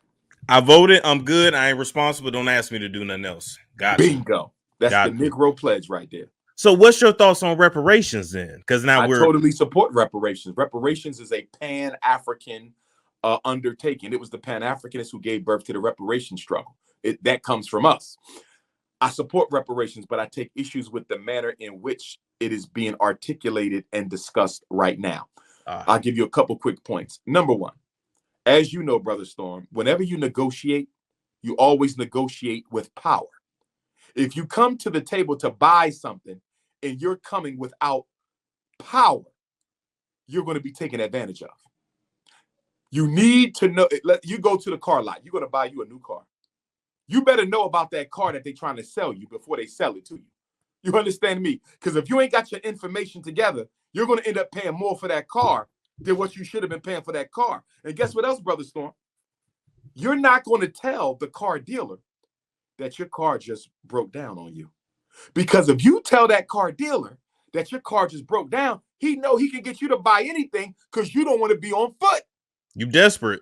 My problem with the reparations issue is, number one, we're coming to the U.S. government thirsty and disorganized. I keep hearing Negroes talk about, I want some money. I want some money. I want a cash payout. I want a cash payout. Brother Storm, if the U.S. government is led to believe that 21st century American Negroes just want some money in their pocket, they're going to give you your reparations. And it won't be a damn thing anywhere near what you should have got because you was too thirsty coming to that negotiating table. Do you feel me, my brother? We have to stop pushing cash payout. The American dollar has no mineral value. Why do you want American money? We should not be looking for money. And even if you want to put cash on the list, I'm not against it, Brother Storm, but it shouldn't be in your top 10. Number one. So what does it look like for you? What would you say? Number one, I hear very little conversation about the cost, the psychological cost of the Ma'afa, the great tragedy, slavery. Do you realize they owe us more for the psychological damage than they do for 243 years of unpaid labor? Do you realize that, my brother? They owe you more for the psychological damages than they could ever owe the ancestors for unpaid labor. So while we keep focusing on the unpaid labor and not the psychological damage, every time you see a black woman with blonde hair, you're dealing with post-traumatic slavery disease. Every time you see a black man with a non-African woman, you're dealing with post-traumatic slavery disease. Every time you hear about a black boy murdering another black boy, you're dealing with post-traumatic slavery disease. We are not paying attention, enough attention, brother, to the psychological cost of the Ma'afa. That's a criticism. Another criticism, the reparation struggle needs to be universalized. It needs to be globalized. And what I mean by that, all different reparation struggles should be brought under the same umbrella. Personally, as a Pan-Africanist, it should be one fight. They took Africans from Africa. Some of you went to the Caribbean. Some of you went to South America. Some of you went to Central America. Some of you went to Europe. Some of you went to the North American. But we all came from Africa. It should be one organized fight. But even if it can't be that, Brother Storm, because our tribal commitments are too great for us to work together as a race family, at least coordinate so we do not contradict. Let me say it again. At least coordinate your different reparation struggles, Brother Storm, so we don't contradict. Let me give you an example. There's 50 million Africans in America, Brother Storm. They don't like to be called Africans, though. I know, but stay with me. There's 50 million Africans in America. There's 50 million Africans in the Caribbean across all islands. They are 50 million. We are 50 million. So let me ask you a question. They might be 30 million. I got to double check, but they're between 30 to 50 million in the Caribbean. We're definitely 50. What if Black America asks for more money than our Caribbean brothers and sisters, and we have the same amount of people. Wow. But we were enslaved in the Caribbean longer than we were in the States. Do you know what that means? That means the government is going to highlight this contradiction. How are blacks in America asking for more money than blacks in the Caribbean when they're the same amounts and we enslaved them longer? You see what's going on here? Not on the same page. Brother Storm, get on the same page. Even if you don't unite the various reparation arguments, get on the same. Could you imagine? What if we asked for more money than Black Africa? Brother Storm, what if Brother Storm, Yeah. there's 1.5 billion Africans on the continent. 1.5, we're only 50. Could you imagine if Black America asked for more than Africa? Be crazy.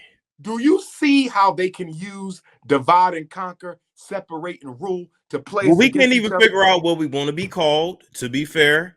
And then I'm gonna go deeper than that. Yeah. There is no identified leadership. Everybody out front is self-selected. We haven't voted or negotiated on who we want to represent us. It's all opportunistic. And it shouldn't be an entertainer. And it should not be an entertainer. It should not. Okay? It should not be an entertainer. And in addition to that, Brother Storm, let me give you 3 things that should be on that list that I don't hear nobody talking about. 1, reclamation of all lands stolen from Black people in America from the end of slavery to the murder of Malcolm X, 100 years. Do you realize we lost tens of thousands of acres because of bullying, threats of death? You probably got land in your family that you don't even know is in your family because somebody forced your family off of it 75 years ago. Down in Mississippi, probably. Absolutely. So we got to get the land back. That's especially now. Why? Because what's one of the top 5 problems of Black folks? Gentrification and homelessness. Gentrification and homelessness. So how are we going to talk about reparations and we're not talking about reclamation of our ancestors' acres? And we dealing with a crisis of Black gentrification and homelessness. Nobody's talking about it. Number 2, Brother Storm, ownership of all Black music. Ownership. Michael Jackson's catalog, I want it back. Sam Cooke's catalog, I want it back. Whitney Houston's catalog, I want it back. The artist known as Prince, I want it back. White people cannot own Black people's music. That's a settlement for me. Wow. We own the publishing, the recording, the distribution, the marketing, and the performing of all Black music. Why is that important, Brother Storm? What is America's second largest export? Entertainment. What is we dominate that. What is the world's most influential form of music right now? Hip hop. You mean to tell me the number 1 music on the planet is hip hop, Black music, and we don't control or own it? Brother Storm, if we own the music, we could build a Black Wall Street in every Black community, my brother. We could build a Black Wall Street in every Black community if we owned the music. Number 3, 60% of us are located in 10 states. All 10 states are seaboarding states except Illinois. California is a seaboarding state.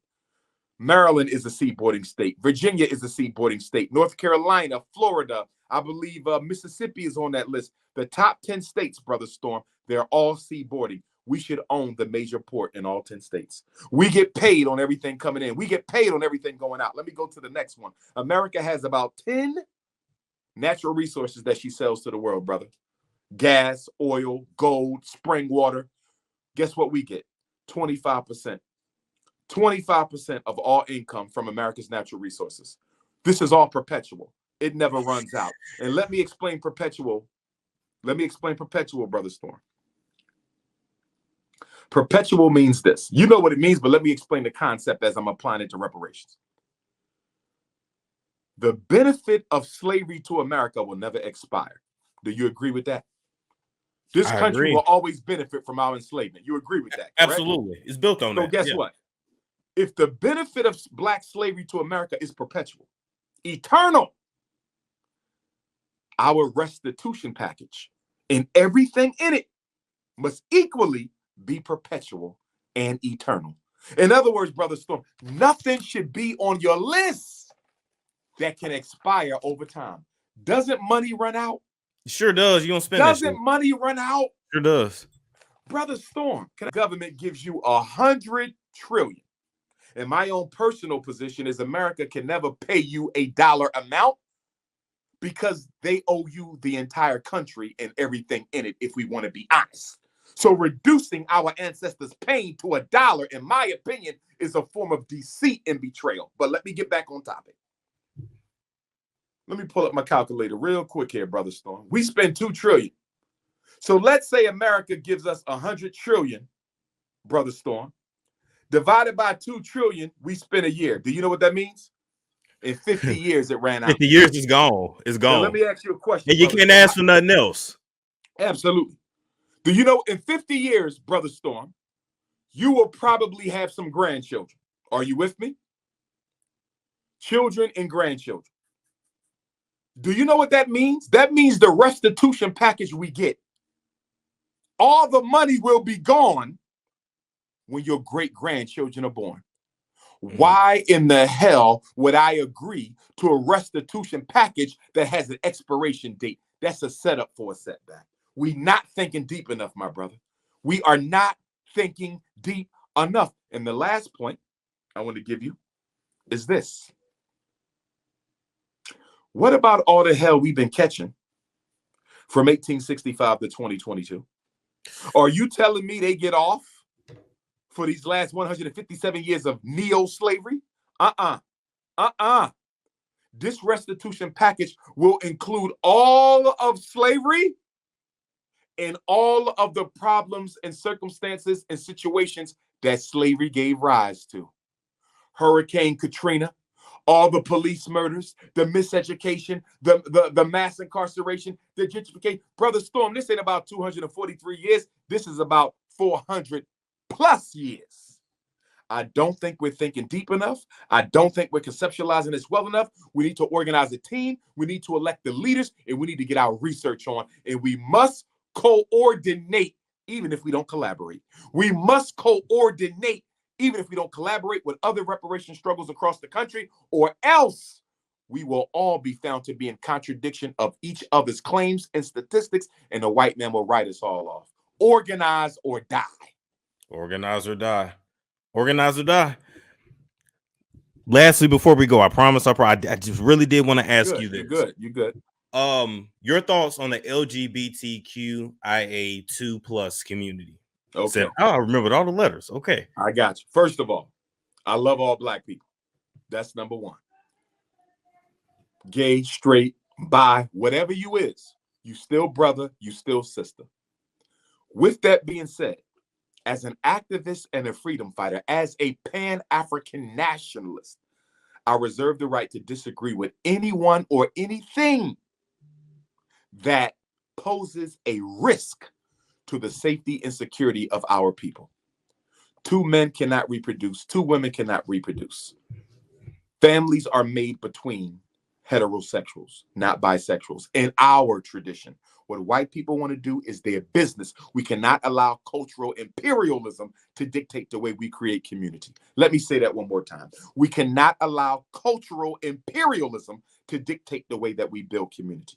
So I hate nobody. Let's be clear. But I cannot agree with your lifestyle. Brother Storm, what is the biggest problem facing black women? They can't find a man. Yeah, they feel they can't, and they can't find a masculine man either. So help me understand this. Only 1 out of every 4 black women gets married. 1 out of 4, Brother Storm. 1 out of 4. If we allow our boys to become homosexual, what happens to that 1 out of 4? Does it now not become 1 out of 8? 1 out of 16? Yes. 1 out of 32? 1 out of 64? 1 out of 108? If you don't stop the hemorrhage, you automatically exterminate the traditional black family. But what about the people that say they were born that way? I wanted to ask you that. Okay, let's deal with that. I'm a psychologist. I'm a therapist. I was born homosexual. Jeffrey Dahmer said he was born to murder. Does it make it okay? Let me go a step further. Let me go a step further. Just because you were born with a certain pathology doesn't mean the community should accept or embrace it. Community is about looking at what is best for the people, not what's best for you.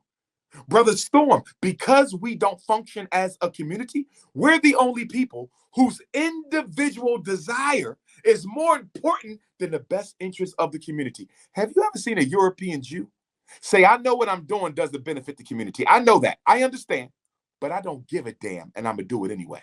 Have you ever seen a Chinese person say, I know what I'm doing doesn't benefit the community, but I'm going to do it anyway? Only in Black America can you be doing something that clearly violates the best interest of your people and still be allowed to do it. Good brother, when we organize the community, I don't care what you think you were born or what you think you were not born. At the end of the day, in this community, you do not engage in any behavior that risks the safety, security, or survival of our people. God put you here to procreate. You have a penis, it fits perfectly in a vagina. That is how you get life. The Christian cross, which comes from this symbol right here, the Egyptian Ankh, Brother Storm. Do you know what this is? That's the feminine at the top and the masculine phallus at the bottom. That is a penis entering a vagina. Yeah. The cross and the Ankh is a penis entering a vagina because that's how you get life. This is eternal life. The penis and the vagina are eternal life. And if I claim to be spiritual, if I claim to be against God, how can I violate the sanctity of this sacred symbol? Life is man and woman. It's the only thing it's ever been, and it's the only thing it ever shall be. Black power. So I would assume you wouldn't agree with how the Wade family is raising like Zaya Wade. I would assume you wouldn't agree with that. Brother, that's deeper than homosexuality. That's child abuse. Brother, let me tell you what's interesting about this whole child sexual liberation movement. Do you know I specialize in child psychology, right? That's my specialty.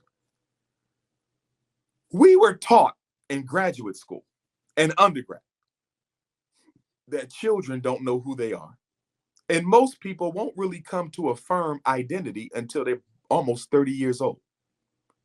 So if you don't really come to know who you are until you're almost 30, Brother Storm, how in the hell does a prepubescent 8, 9, 10, 11, or 12-year-old can tell you emphatically at 8, 9, 10, 11, and 12 that I want to be a woman and identify as a female for the rest of my life, and I want sexual surgery right now at 11 years old? Brother Storm, if psychology teaches that children don't know who they are yet, the self-concept, the identity isn't formed until you're late in your 20s. Some people still don't know who they are in their 30s and 40s, brother. We're going to let a 12-year-old child tell you, not only do I want to live the rest of my life as a boy or a girl, I want sex surgery, permanent, irreversible sexual surgery right now, and I'm not even in puberty yet. Storm, that is child abuse, my brother. Wow. They have violated the very laws of child development that they practice and preach. How you violate the very principles you teach psychology majors in the university? How do you violate that so you can push genocide through sexual confusion? I think a lot of people feel like, well, what was Dwayne supposed to do? Like not support his child, just... No, he's not supposed. You never support dysfunction in your babies. You never support dysfunction in your babies. The job of a parent is to educate and raise your child. You sit him down and you explain why God made you a man, Zaire. Let me tell you what a black man is. Let me make sure you understand who you are. Let me make sure you firmly accept your God-given responsibility to our culture. Don't beat them up. Don't beat them up. Motivate, invigorate, and educate your son. That's what you're supposed to do. Dwayne Wade, no disrespect Dwayne Wade, Gabrielle Union, and that boy are being used by the power structure as a propaganda weapon to seduce other black children into following that same pathway. Okay. Wow. This is white power structure, brother. This is extermination through sexual confusion. And let me give you this, Brother Storm. About 16 years ago, I used to do a lecture series at the African American Museum in Philadelphia. I prophesied 16 years ago that they will teach homosexuality in the schools. I was told that I was an alarmist. I was told that I was an exaggerator and a fabricator.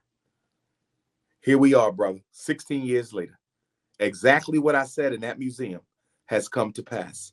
But I want to go a little bit further with you, brother. Oh, I think I know where you're going. Check this. The goal was never to be gay. Hear me? The goal was not to homosexualize our children, Brother Storm. The goal was to transgenderize the children. Why do I say that? What did Joe Biden say 1 year before he was elected? He tweeted out, transgender equality will be the civil rights issue of the millennium. Not police brutality, not miseducation, not mass incarceration. You understand me? He said transgender rights is the millennium civil rights issue, brother. Black people still put him in office. But getting to my point, why do they want to transgenderize? What's wrong with just homosexualizing? You already homosexualized the black boys through Barack Obama. Why do you have to transgenderize them now? You know why? A gay boy can still reproduce. A lesbian princess can still reproduce. Storm, you don't automatically cut the black birth rate because you homosexualized and lesbianized the children. Are you going to reduce it because you homosexualized and lesbianized? Somewhat. Of course. But are you sure they're never going to go back to being who God made them? Are you sure they're not going to become bisexual and still have kids even though they're gay? No. So guess what the logical next step is? The logical next step is to transgenderize them and then have them perform surgery so they can never go back to reproducing again. Brother, this is extermination. I didn't even think that was legal. Is that legal though to do that on a child? Just passed the law. California just passed the law. Because I thought you had to be like 21. That's what I thought. No, sir. In California, I think you got to be 13, I think. A 13-year-old, you got to check the age, but it's children. You can get sex surgery in California as a child. Wow. And other states are coming along too. Okay, let me. And I don't like the Republicans, Brother Storm. I don't like the Republicans. I don't like the Democrats either. But I'm going to tell you one thing I can appreciate. And Donald Trump was nothing but a devil. But I'm going to tell you one thing I can appreciate. He did not push homosexuality on the public school children. He did not push transgenderism on our children the way Obama and Biden have done it. The Republicans have not pushed the LGBT agenda in the black community. That's a Democrat agenda. Damn. I'm not saying vote for them because I believe we shouldn't vote for either. We should have our own political union, but I'm simply drawing a parallel because the white power structure has manipulated us into seeing the Republicans as demons and the Democrats as angels. And I'm telling you, a blue demon and a red demon is still a demon. A left wing and a right wing is two arms of the same damn chicken wing. That's true. That's true. I agree with you there. I agree with you there for sure. Wow. So you can say with confidence you do feel there is an LGBT agenda, bro, against the black. Who people could say otherwise?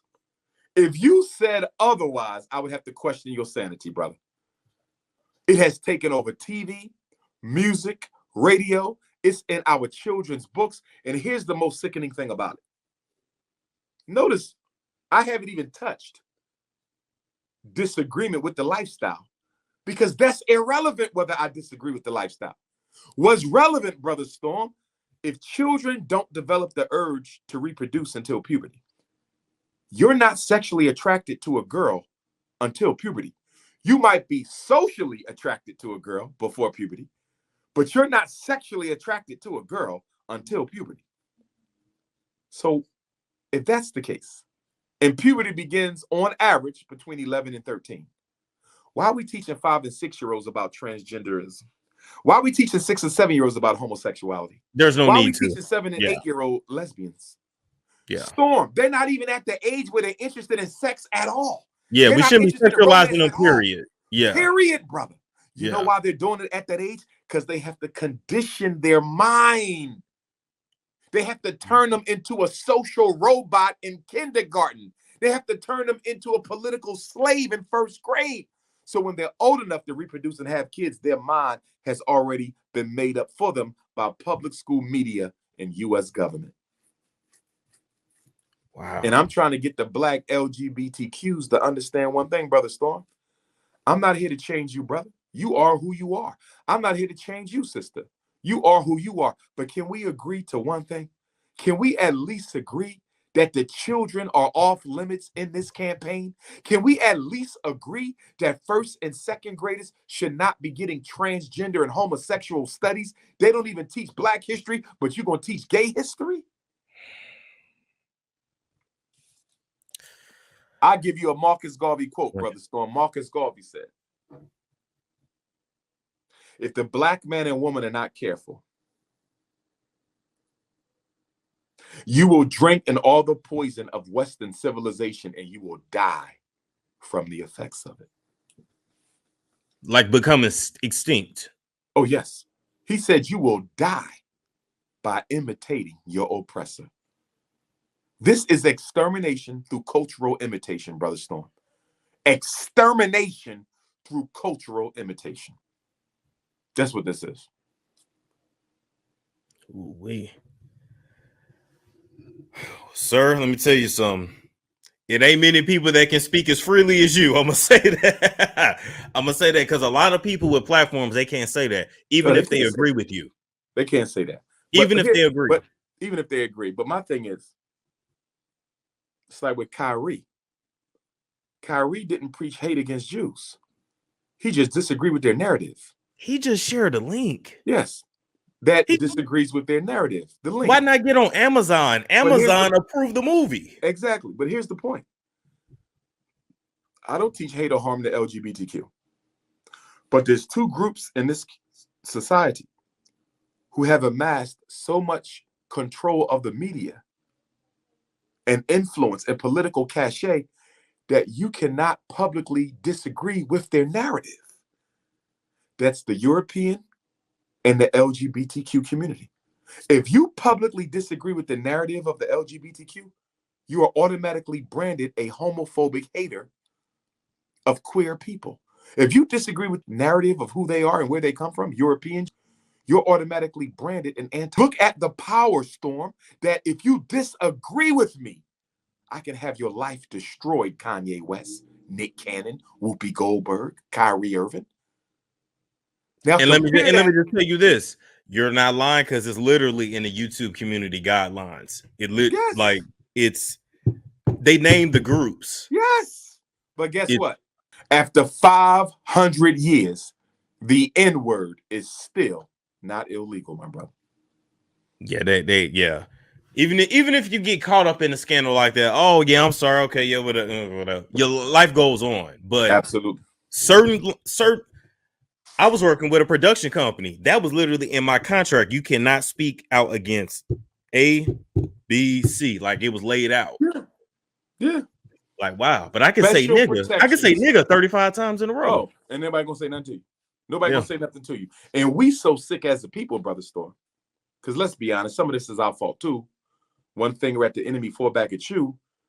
We will fight for the right for other people to call us the N-word. Remember when Eminem, Steve Harvey tried to hold, and I'm not a Steve Harvey fan, he tends to coon, but Steve Harvey tried to hold Eminem accountable for using the N-word. Remember that? And guess what? That was a long time ago. Yeah, every rapper came to Eminem's defense. They defended Eminem calling black people niggas. So a part of this, Brother Storm, we can't even get mad at the white power structure. Anytime you will jump up and defend a white man for calling you the N-word, you will never see a European Jew. You will never see a European defend somebody's right to use a racially inappropriate pejorative in referring to them. That's you will true. never see that. That's very Do you true. realize, Brother Storm, we're the only people in human history who have fought for the right to continue to use a word to refer to themselves that was used to historically dehumanize them? No other group, and every group has had racist terms. There's epithets for everybody, multiple epithets. We're the only group to fight for the right to identify with the epithets that were used to dehumanize an entire race. That's true. That's true. Post, They said we took it and we turned it into something positive, but you did we can't really turn it into nothing positive. Let me ask you a question. Let me give you the litmus test to that assumption. When you hear nigger, do you hear doctor? When you hear nigger, do you think a lawyer? No. When you hear nigger, do you think of father? No. When you hear nigger, do you think of anything positive? Not at all. So how in the hell can you take that word and flip it into something positive? What's going on here is we've gotten so used to being called niggas that we rather keep on going. Dang. My brother, the slave instinct is as alive in the Negro psyche today as it was 500 years when they first used it, Brother Storm. That instinct to be a coon is just as alive in this moment as it was before they ever used that word. And because we have lost our racial honor as a people, we can be paid to do anything against one another. There is no code of honor in the Black community. There is no code of honor in the Black community. The Charles Barkleys and the Stephen A. Smiths and the Shaquille O'Neals, and although I can appreciate Stephen A. trying to backtrack a little bit and Jason Williams trying to backtrack a little bit and Shannon Sharp trying to backtrack a little bit, that does show they have some type of integrity. But nonetheless, brother, we have lost our honor as a people. And what do I say honor? What do I mean when I say honor, Brother Storm? I'm saying, is there something you would not do against Black people no matter how much money you were paid? You understand that? Oh, we don't have that. Something you just absolutely, I will not do this no matter how much you pay me. And if you can't name something for which you cannot be paid, you have no honor. Dang, that's honor real. Means you live for something higher than money. We supposed to be living for the redemption of God's original people. We the chosen ones, brother. We the chosen ones. I'm not going to call myself a Hebrew, although I respect it, because I'm older than that. See, you can't start me with the Torah. I'm older than the Torah. I respect my Hebrew brothers. They might be from the Hebrew people, but you're not calling me that. I predate that. I'm older than the Bible. You're not limiting me to that. I'm older than all that. I'm older than Muhammad. I'm older than Abraham. I'm older than Moses. I'm older than Noah. You're not limiting me. I respect it. The Hebrew culture is one of many African families under a global umbrella. We are multiple cultures, brother. Hebrew is only one. The only issue I take with the Hebrew brothers and sisters is when they try to lump us all under that one culture and say all 50 million Africans in America are Hebrews. No, we're not. We were brought from all over the continent. Those of us who came before slavery and those of us who came through slavery. They took us from East Africa, Central Africa, South Africa, East Africa.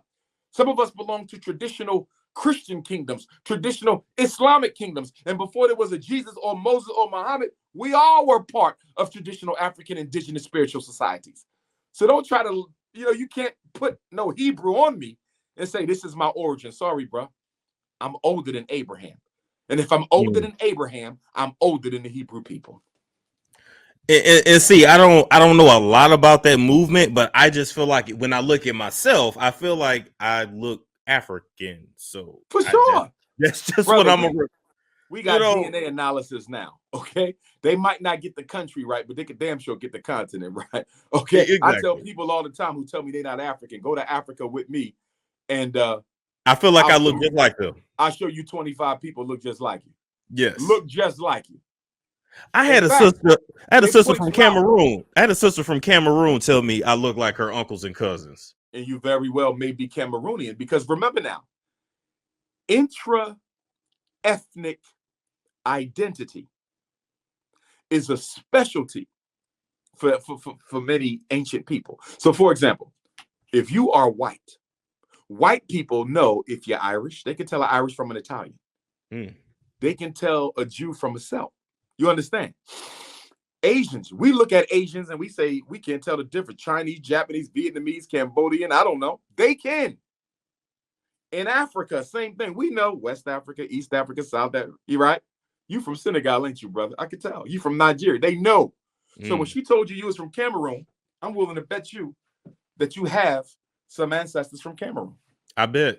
Because she was confident. She was like, oh, you look just like my uncles. And then she kept saying my build. She was like, even your build is just like them. And I was like, oh, okay. It's ridiculous for us to act like we don't come from. That's sick. Yeah. Humanity came from African. How the hell you don't and you look just like the Africans? All of humanity came from Africa and you don't, but you look just like them. Do you know how silly you sound? And that's because we think we can name ourselves out of oppression, Brother Storm. A lot of us think that we can name ourselves out of, we already talked about shopping yourself out of oppression, right? Now we're going to name, if I just change my name, listen to me. I don't give a damn what name you use. When the police pull you over, he only got one name for you, and that's nigga. That's true. We playing all these games with all these names, and everybody know exactly who you are, except you. Ain't nobody walk up to a Chinese person and ask them where you come from. Walk up to a white person and ask them where you come. You don't know where you come from? Go to any other race and ask them, where you think my people come from? I bet you nobody is going to say anything other than Africa. Yeah, absolutely, insane, bro. Absolutely. It's insane. Oh my God. Dr. Umar, I want to thank you for coming on the show. Let the people know where they can find you once again to follow you.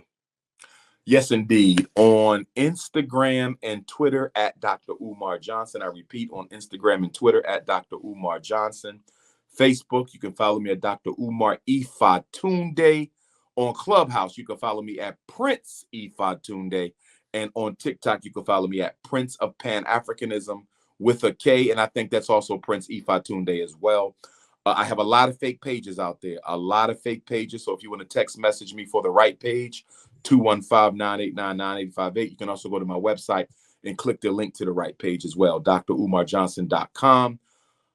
Next Saturday, Brother Storm, for the benefit of your listening audience, I'm hosting a Black Parent Know Your School Rights Boot Camp in North Philadelphia, Saturday, November the 19th, my 11th anniversary of receiving the divine name, Ifatunde Oguntade. If you are out there and you want to learn how to advocate for your kids, protect your kids, you want to learn about the learning disabilities, autism, ADHD, intellectual disability, psychological evaluation reports, how to read them, the IEP, behavior intervention plans, 504 plans, federal education amendments, disruptive behavior management, and what are your rights as a parent of a child who is getting into behavior trouble in school. All that and much more.